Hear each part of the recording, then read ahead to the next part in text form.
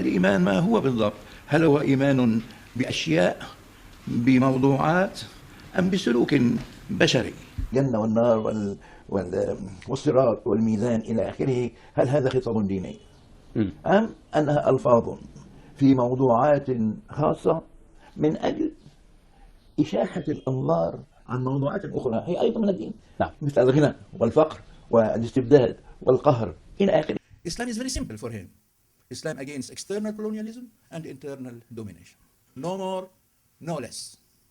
Don't say Islam is rituals, don't say Islam is a belief system, don't say Islam is fiqh, don't say it. No, this is the old Islam. But a modern Islam is an Islam in modern times facing external colonialism and internal oppression.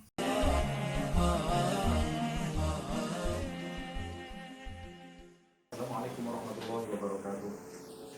Bismillahirrahmanirrahim. Alhamdulillahirabbil alamin wassalatu wassalamu ala asyrofil anbiya'i wal mursalin sayyidina wa maulana Muhammadin wa ala alihi wa sahbihi ajma'in. Siswa yang saya banggakan, berjumpa lagi dalam mata kuliah Tauhid, Akhlak dan Tasawuf. Dan pada kesempatan kali ini kita akan membahas tentang iman kepada Allah. Sebelum masuk kepada persoalan iman kepada Allah, saya akan sampaikan bahwa alhamdulillah pada kesempatan kali ini kita bisa mengakses perkuliahan Dr. Hasan Hanafi dari Mesir. Insyaallah di akhir video kami ini nanti.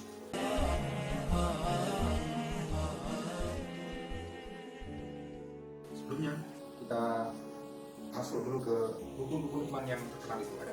Yang pertama adalah iman billah, iman kepada Allah. Yang kedua adalah iman bil malaikah, iman kepada malaikat. Iman bil kutub, iman kepada kitab Allah.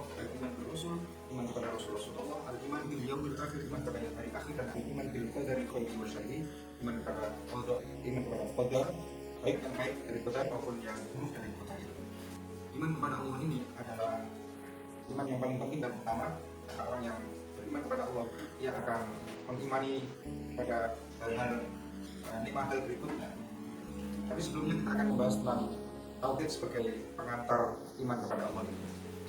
Pembahasan kita tentang tauhid adalah berpusat pada kata la ilaha illallah. La ilaha illallah ini merupakan sebuah akidah di mana orang yang mengucapkan la ilaha illallah pasti akan timbul konsekuensi. Tauhid adalah satu bagian di mana ada banyak bentuk-bentuk supaya memudahkan kita untuk mempelajarinya, dan bentuk-bentuk ini menjadi sebuah keniscayaan di mana jangan sampai kita konsen pada satu bentuk tapi melupakan bentuk yang lain, karena melupakan bentuk yang lain akan berakibat pada hilangnya atau berkurangnya keimanan seseorang. Yang pertama adalah iman tauhid al-uluhiyah. Uluhiyah maksudnya adalah dari kata ilah itu artinya Tuhan yang disembah. Maka tauhid uluhiyah itu artinya mengesahkan Tuhan dalam konteks keberadaannya sebagai Tuhan yang disembah, Tuhan yang disembah. Penyembahan itu ada dua dimensi. Yang pertama adalah qalbiyah atau penyembahan hati yang bersifat hati. Yang kedua adalah penyembahan yang bersifat badan. Yang bersifat hati misalnya ada khauf, takut kepada Allah, husnudzon dan sebagainya. Yang bersifat badan ini misalnya ada mengerjakan sholat, amal ma'ruf, nahi munkar dan lain sebagainya. Yang kedua adalah tauhid rububiyah. Tauhid rububiyah adalah mengisahkan Tuhan dalam konteks bahwa Tuhan itu adalah yang menciptakan, yang mengatur seluruh jagat raya ini. Yang ketiga adalah tauhid asma wa sifat. Tauhid asma wa sifat ini adalah mengisahkan Tuhan dalam hal menyematkan nama dan sifat-sifat sebagaimana nama dan sifat-sifat yang telah diajarkan oleh Allah untuk dirinya sendiri, diajarkan kepada kita. Selanjutnya adalah kita akan membahas tentang hal-hal yang akan bertentangan dengan tauhid. Yang bertentangan dengan tauhid uluhiyah adalah tamjidul ibadah li ghairillah, yaitu beribadah kepada selain Allah, karena tauhid uluhiyah adalah mengesahkan Tuhan dalam hal melaksanakan ibadah. Maka beribadah kepada selain Allah itu akan membatalkan tauhid uluhiyah.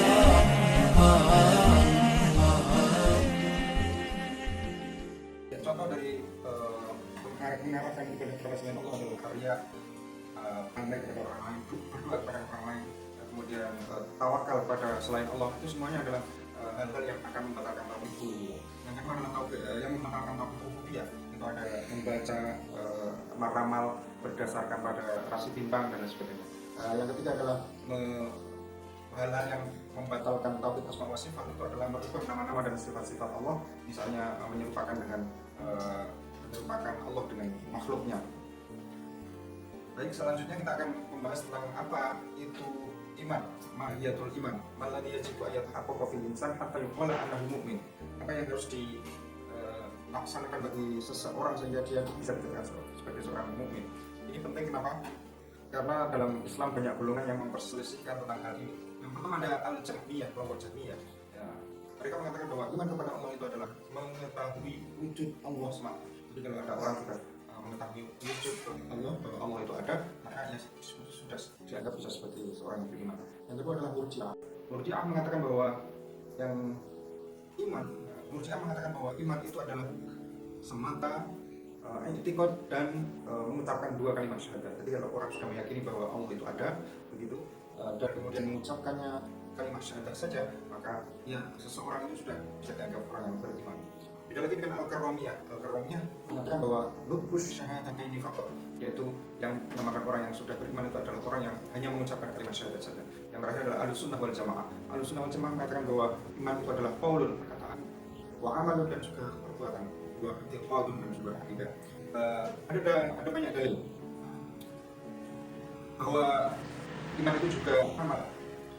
Allah berfirman dalam salah satu surah di dalam Al-Quran, alladzina yuqimuna sholata wa mimma razaqnahum yunfiqun ulaika humul mu'minuna haqqan. Jadi orang-orang yang mendirikan sholat dan juga menafkahkan sebagian hartanya, maka ia adalah orang yang beriman yang sesungguhnya. Jadi iman yang sesungguhnya adalah orang yang melaksanakan sholat dan orang yang menginfakkan. Itu artinya orang yang melaksanakan sholat dan menginfakkan itu adalah dia sudah melakukan sesuatu, kan? Maka iman itu adalah melakukan sesuatu. Yang kedua adalah hadis Rasulullah SAW, al-imanu bid'un wa sab'una syu'abah. Iman itu ada 70 sekian cabang. Buatnya, dan cabang yang paling rendah adalah imatatul adha an thariq, yaitu menghilangkan hal-hal yang berbahaya dari jalan. Kemudian bahwa bukti bahwa ibadah itu adalah qaul, juga perkataan. Itu adalah sebagaimana peristiwa Abi Thalib, paman Rasulullah sendiri.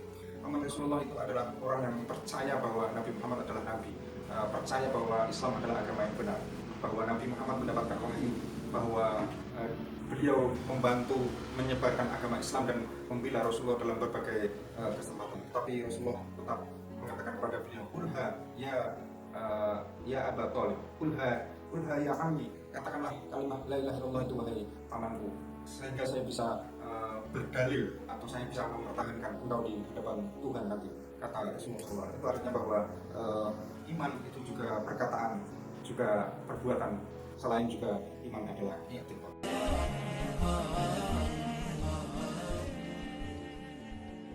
Selanjutnya kita masuk kepada al-iman billahi ta'ala, iman kepada Allah Subhanahu wa taala. Sebelumnya saya akan memberikan ilustrasi yang dimana kita akan bisa menggapai iman kepada Allah dengan relasi kita sendiri. Kalau ada sebuah pensil dan buku di atas meja, apa yang Anda pikirkan? Apakah meja dan pensil itu meletakkan dirinya dengan sendiri? Ya, tentu Anda tidak percaya, karena agar manusia akan menolaknya hal itu. Semua hal yang ada di muka bumi ini pasti ada yang mewujudkan, termasuk pensil dan pena yang ada di atas meja. Coba lihat misalnya, tanah yang kering, kerontang, dan gersang. Kemudian muncullah awan yang menggumpal di atas, atasnya. Kemudian jadilah hujan. Dari hujan itu mengatakan menjadi hijau kembali. Dan dari tanah yang hijau itu kemudian tumbuhlah tanaman dan tumbuh-tumbuhan. Dari itu membuat tumbuh, maka muncul berbagai buah-buahan dan hujan. Lihatlah, sekali lagi lihatlah di sini dan di sana. Maka tidak ada kesimpulan lain kecuali lil kauni ilahun, sesungguhnya di jagat raya ini ada Tuhan. Nah, ini kan ilustrasi saya.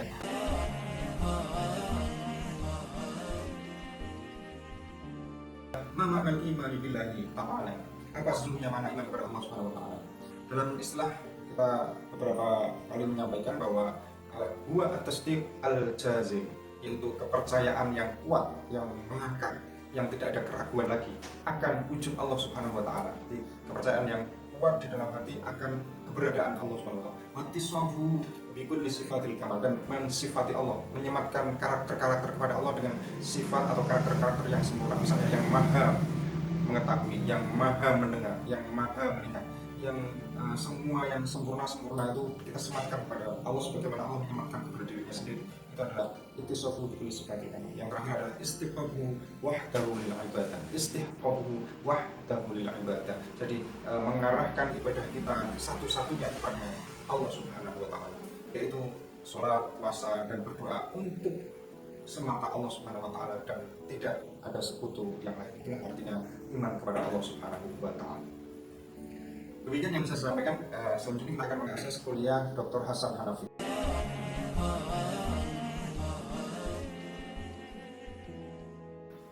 Dengan banyak literatur dan banyak kesempatan, kita tahu bahwa Dr. Hasan Hanafi memberikan makna baru terhadap iman. Ada pembaharuan makna terhadap iman sebagaimana yang beliau katakan dalam berbagai kesempatan dan dalam literatur yang ia tulis sendiri. Hal ini karena melihat bahwa iman kepada iman. Hal ini karena beliau melihat bahwa iman itu sangat bersifat web atau bersifat metafisik dan kurang menyentuh persoalan-persoalan kehidupan di kehidupan modern dan kehidupan kontemporer ini. Coba kita dengarkan. الإيمان ما هو بالضبط؟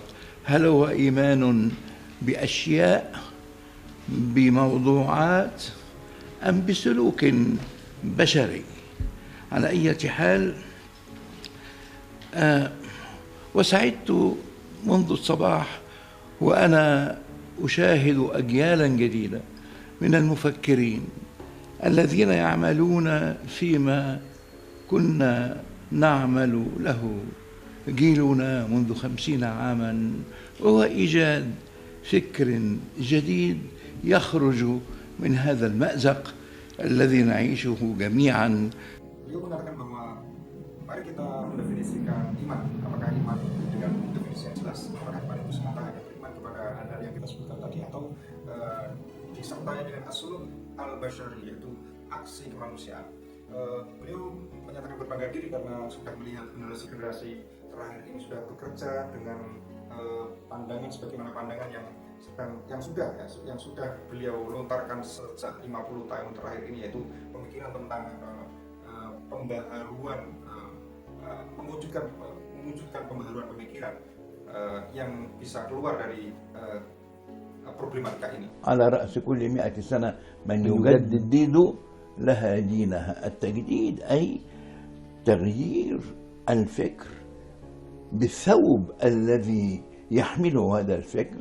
Belum ada sebuah hadis ala ra'si kulli mi'ah man yujaddidu laha dinaha. Di setiap 100 tahun sesungguhnya ada orang yang memperbaharui agamanya untuk masa 100 tahun itu. Memperbaharui diri yang dimaksud adalah memperbaharui pemikiran keagamaan dengan fashion yang membawa pemikiran baru itu. الدين ليس عالما مستقلا عن حياة الناس، عن الغنى والفقر. Agama itu bukan sebuah realitas yang tersendiri, yang terpisah dari kehidupan manusia ini dan problematika yang melingkupinya tentunya. Misalnya adalah kekayaan dan kemiskinan. الذي يريد أن يعرف ما هو الدين يعرف ما هي هموم الناس. هموم الناس لو استقصيتها بعالم اجتماع لعرفت أنها الفقر، لعرفت أنها بالنسبة للمثقفين خاصة الاستبداد، لعرفت أنها الإسكان، لعرفت أنها المرض، لعرفت أنها الجهل والتعليم. هذا هو الدين الذي يريد أن يجدد الخطاب الديني.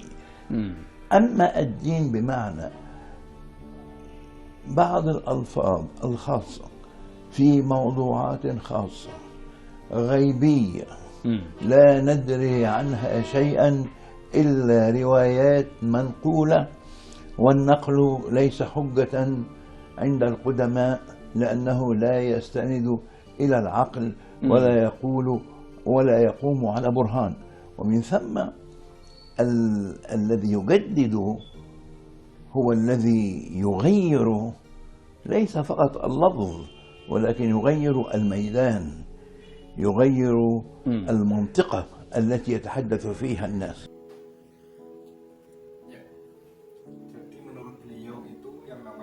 memang harus didefinisikan secara tepat.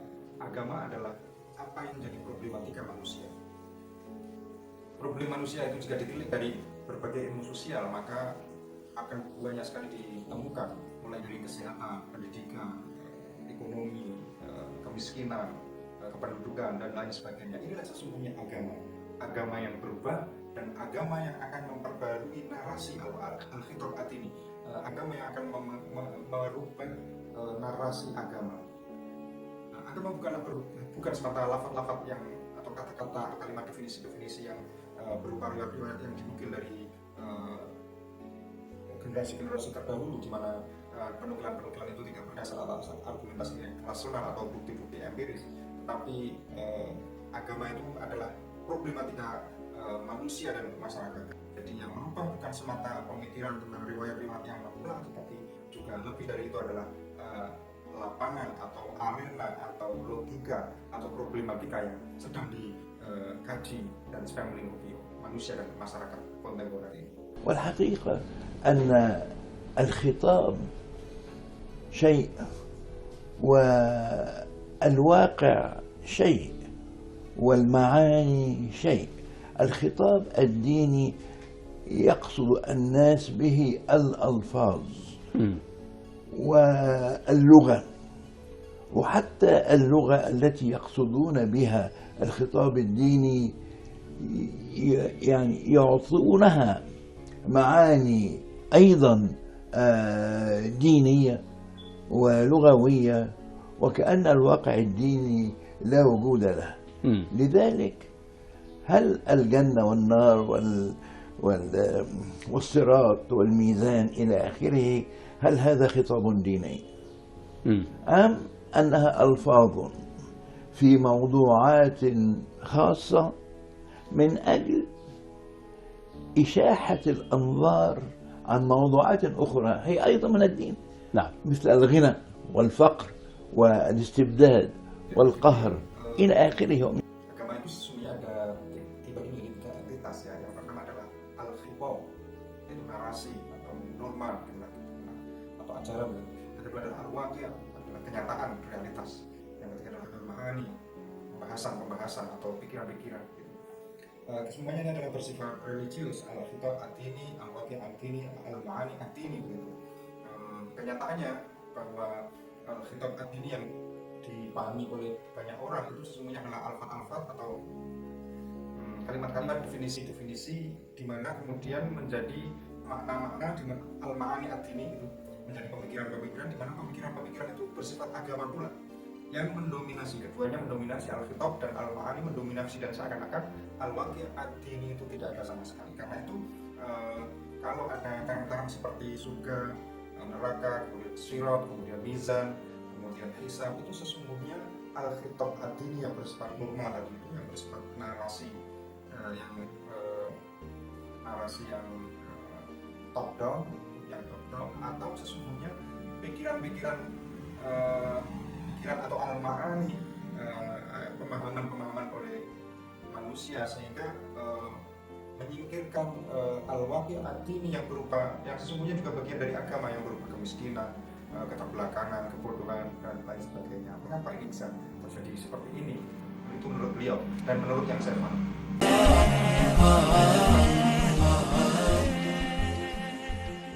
Selanjutnya bahwa pemikiran Dr. Hasan Hanafi akan pembaharuan al-khitab at-tini atau narasi agama ini dapat dilihat sebagai upayanya untuk membumikan ilmu-ilmu keislaman, di mana persoalan-persoalan di bumi ini sesungguhnya adalah bagian dari agama. Karena itu al-khitab at-tini itu narasi agama yang bisa merubah adalah persoalan-persoalan bumi ini, bukan pemikiran-pemikiran yang riwayat al-manqullah itu. Dan ini terlihat dalam tema yang lain, sebagaimana misalnya ini yang kita lihat.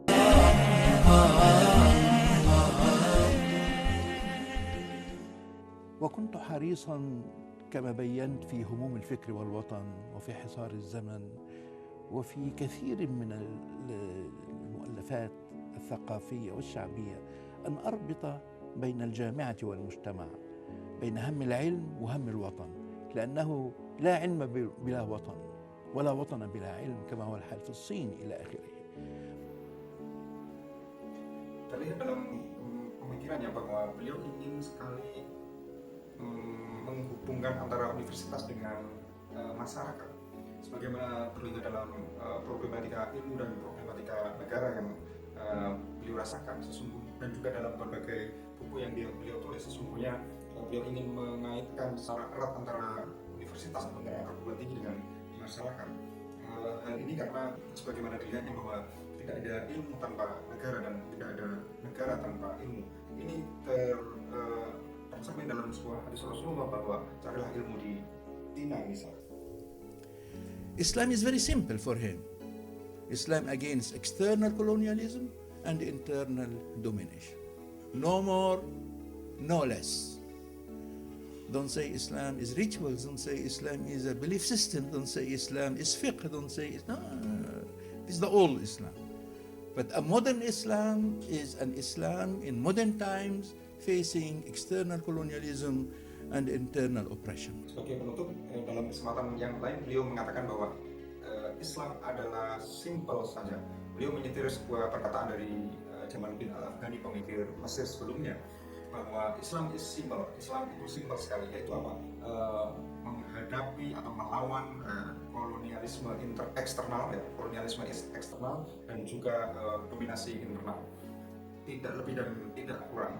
Karena itu jangan mengatakan bahwa Islam itu adalah fikih, jangan mengatakan bahwa Islam itu adalah sistem kepercayaan, Islam adalah ritual dan lain sebagainya. Tidak, itu adalah makna Islam dalam makna yang lama. Tapi makna Islam yang modern adalah melawan atau berhadapan dengan kolonialisme eksternal dan juga dominasi internal. Demikian, mari kita diskusikan pada kesempatan selanjutnya, dan terima kasih. Assalamualaikum warahmatullahi wabarakatuh.